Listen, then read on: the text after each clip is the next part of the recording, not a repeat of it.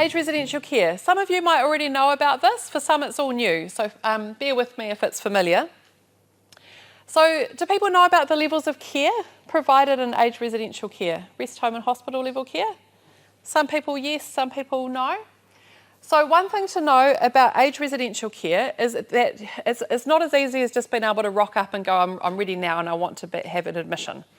One of the things that needs to happen before people move into care is that the care provider need to know what the level of care need is for the people that they're going to be housing. They need to know what people's mobility is like, how much help do they need, are people toileting independently, or do you need help with eating meals, all those kinds of questions, so that they know how much staffing they need to be able to care for that person. In rest homes, there's a few main levels of care. So one is rest home level care. That's for people that are still more independent. They don't need as much nursing input. Hospital level care, which, to be clear, is not the same level of care that's provided at the hospital, and I wish they'd call it something else, but it just means that there's more registered nurses available. It might be that they're on call rather than actually physically on site, but there's more registered nurses available than at rest home level care. Then there's also dementia level care. For people that have a diagnosis of dementia, there's less of that available locally, and I really feel for families that are navigating dementia because often people need more support and there's less service available, is my experience. So it's harder to get dementia level care beds. Those are the main things. So to be able to go into a rest home to have an admission, you first need to have a level of care assessment done, which is by the Needs Assessment Service Coordination team at the hospital. And getting the assessment can take a couple of weeks because they're busy health professionals who have already got lots of these assessments booked in. And so sometimes people ring me and say, I'm ready to move into care, and then I have to say, well, we need to get a level of care assessment, and then it might take 2 or 3 weeks to get the assessment, and from that point it's looking at what the bed availability is like. You can request it through a GP. For hospice patients, I organise it, but ordinarily it would be for the GP for people that are not hospice patients. So it could be talking to a practice nurse maybe even. So it needs to come from within the health system, does the referral to the needs assessment team, then they get in touch to organise that assessment. The assessment itself takes about an hour. It's not a really onerous assessment, but it's about getting enough information so that people know who it is that they're going to be caring for and what staffing do they need.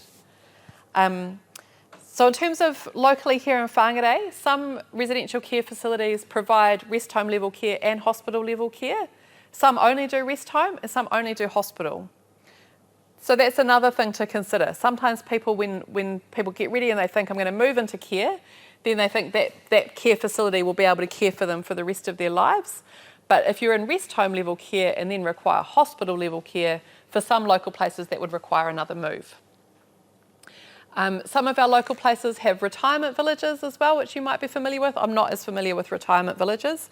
And so some of them, like Jane Mander, there's independent living in a retirement village, and then there's apartments, and then there's rest home level care, and there's hospital level care, all on the same site. For others, like locally, places like Parahaki Court, that's rest home care up by the supermarkets in Kensington. I think that's the Regent actually. They provide rest home level care, but they're part of Whangārei village, which provides hospital level care. So that makes it a little bit easier for people in Parahaki Court. If they need hospital level care, they've got an existing relationship with Whangārei village. Others like Whangarei Park in Monu, they do rest home level and hospital level care. So often people, when they move into care, their hope is that they will have continuity of care ongoingly, but sometimes it does get a bit tricky because if you're in a rest home level bed and you need a hospital level bed, we can't guarantee that a hospital level bed is available when it's needed. Are there any questions about that? If you go in as a couple, yep, and one's needs change, but the other person's don't, they remain the same, is there the possibility that you're then separated? Yes, and there's very few facilities that actually do couples rooms, which is a shame. So sometimes people get to both move in and have their own rooms in the same facility. Some places have double rooms where people can be in the same room together. Kenfield has some rooms like that. And then depending on the facility, if the level of care changes, it depends a bit on the room So sometimes you can have somebody at Cairnfield, as an example, rest home level care and hospital level care. My understanding is they have some rooms that can have both people at different levels. Some of the local facilities have what they call a swing bed. So that means the physical room can be a rest home bed or a hospital level bed. And so then they just change it based on the need of the person. That's really easy. Whereas for some others, you might have to move from a room in hospital level, rest home level, down the corridor to hospital level care, or potentially move out of the facility to be able to get a hospital level care bed. So that's the first step really, if people are thinking about admission, is thinking there's going to need to be a level of care assessment that can take a few weeks. And so just to be aware of those timeframes, and for people to think of that ahead of time, to go, if you're caring for a loved one and you think this might be on the horizon, to be aware that it's not going to be able to be something necessarily that changes immediately if the care need changes. So trying to kind of gauge ahead of time. And you can't do a level of care assessment to future-proof yourself so that that level of care assessment has been done, because it needs to be relatively recent. So you can't do a level of care assessment because you're thinking about going into care in 6 months' time, because in 6 months' time that assessment might not reflect your need anymore. So it's a bit of a delicate balance if you want to get the assessment done before you're wanting to go into care, but to think about it a little bit ahead. You can see how my job gets tricky about trying to balance all of this. Eldernet is a national website that lists all of the residential care options in the country.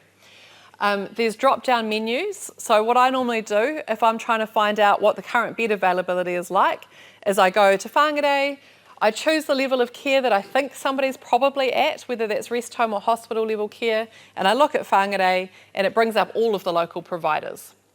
So I'd really recommend having a look, even just to know who are all the local providers, because you might be familiar with places that you've had friends or family living at, but there might be others that you've never heard of before. So even just being aware of who's out there is a useful step.